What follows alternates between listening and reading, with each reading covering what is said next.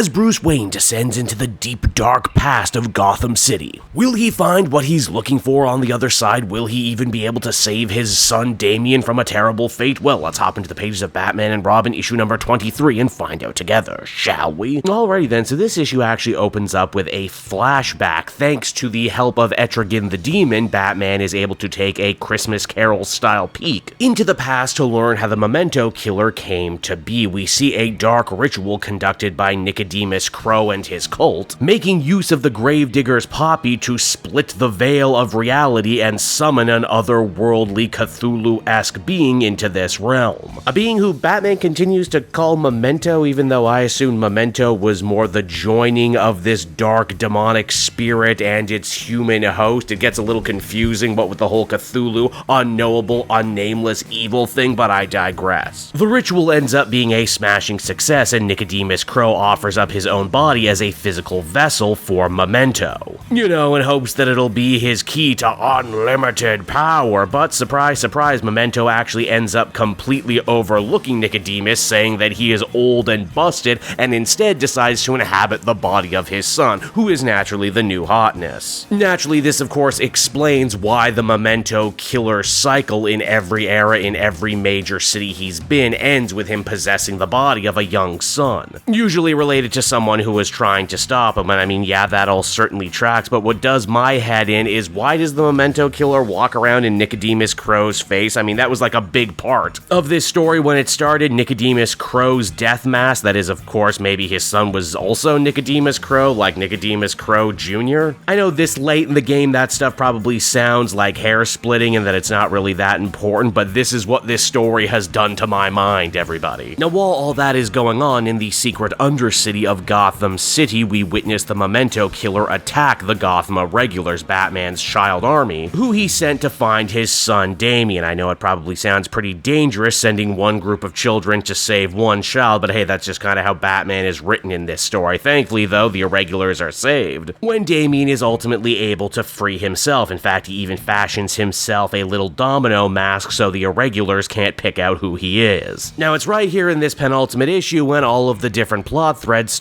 end up getting tied together. One of the Irregulars, the one who stayed above ground with the one cell phone all the children share, calls Batman and says the other kids didn't make it back from their secret mission, but that their footsteps seem to leave from the train station. From there, Batman starts Sherlock Holmesing it hardcore and eventually putting everything together. As he can tell from that vision, Nicodemus Crow's mansion was in an affluent part of the city that was ultimately bulldozed to make way for the brand new subway system, and that part of the subway system just so happened to fall deep underground during the earthquake from No Man's Land. So if Batman wants to save his son and stop Memento, he's going to have to make a beeline for the Undercity as soon as humanly possible. On the way, though, he once again ends up succumbing to the power of Gravedigger's poppy, this time seeing horrible twisted images of Alfred's ghost. Though, shockingly, it's this hallucination trip that actually allows Batman to kinda open up to Lorik and actually be a little vulnerable for once in this story, saying how he fears for his son. Not just because of the mortal danger that Damian is in right now, but Batman also fears that their last conversation would have been a fight, something that he couldn't possibly live with if he didn't put right. I mean, yeah, alright, it is pretty basic stuff, and certainly a road we've been down 100 times before, but credit where credit is due, it's definitely something, and I appreciate when Batman in this book is written to be likable for a change. Now, just as it looks like Damian's back is against the wall, he covers the escape for the other Irregulars. Batman swoops on in and manages to make the save, and father and son embrace one another, swearing that they have both changed and grown so much over these last couple weeks and months, and that they vow to never fight again, you know, except for the fact that they're totally going to. Because for whatever reason, it's been decreed on high at DC that Batman and Damian can only have the same storylines over and over again, it seems. Now, believe it or not, while Batman and Robin were hugging it out, Memento managed to escape. Yeah, I know that feels almost impossible considering he's like 8 feet tall and has like 4 arms. arms. But like he did, okay, shut up, he's magical. Also, no one was watching where Detective Lorik went during all of this as well. She wanders deeper into the Undercity in hopes of finding her mentor, Professor Bly, and clearing his name for all of Memento's murders back in London. She doesn't find him, but she does end up finding one of the true crime podcasters from like several issues ago who's totally doing that Blair Witch thing where he stands in the corner and he's also holding a hammer and he ends up knocking Lorik out. God damn it, so much for being a super cop. Batman manages to track her down to the same corner, but before he can actually do anything, he ends up getting jumped by Memento from behind, and for some reason the art renders him with maybe the derpiest face I've seen in a while. Like, I think this face is supposed to be scary. I think they're going for like a sleepaway camp Uncanny Valley sort of thing, but I just had to laugh at it, honestly. Now, as the comic comes to a close, Memento gets ready to complete his final part of the cycle, one last recreation of a famous grisly Gotham crime. Which crime, you might be wondering? Oh, just the death of the Waynes in Crime Alley. Only this time with Lorik and Bruce playing the parts of Thomas and Martha. You know what? I have a lot of problems with this book, but that is legitimately a cool-ass ending and a cool image, too. And so that was Batman and Robin issue number 23, everybody. And once again, this series, and especially this issue, just continue to fascinate me. I think Philip Kennedy Johnson is a genuinely good writer, and I've certainly loved a lot of his previous work, but there's just something about this series that refuses to click for me. Maybe it's all these ideas, all these big concepts, including magic and cults and secret underground cities and everything, stuff that is certainly cool in theory, and yet in execution they just kind of fall flat and feel sort of bland. I mean, the Memento cult is how different from any other Batman cult we've seen before? The Memento demon is just a poor man's Cthulhu with a backstory that doesn't make a lot of sense when you stop and think about it. But the real problem, though, is how the story chooses to handle Batman and Robin's relationship, something that was so strong and such a central focus of the previous Joshua Williamson run, and I do hate to keep comparing it. I really do want to try and meet this series on its own. But again, it just feels like such a creative step down. Worse than that, it feels like stuff we've seen 100 times before. Batman and Robin fight, they butt heads, they misunderstand each other, but then right at the end, they somehow find a way to work it all out without really working it out. If nothing else, though, like I said, I actually really like the final panel here. Memento's whole cycle plan might have been a little needlessly complex in my mind, but damn it, actually finding a way to restage the Wayne's murder in Crime Alley, that's how you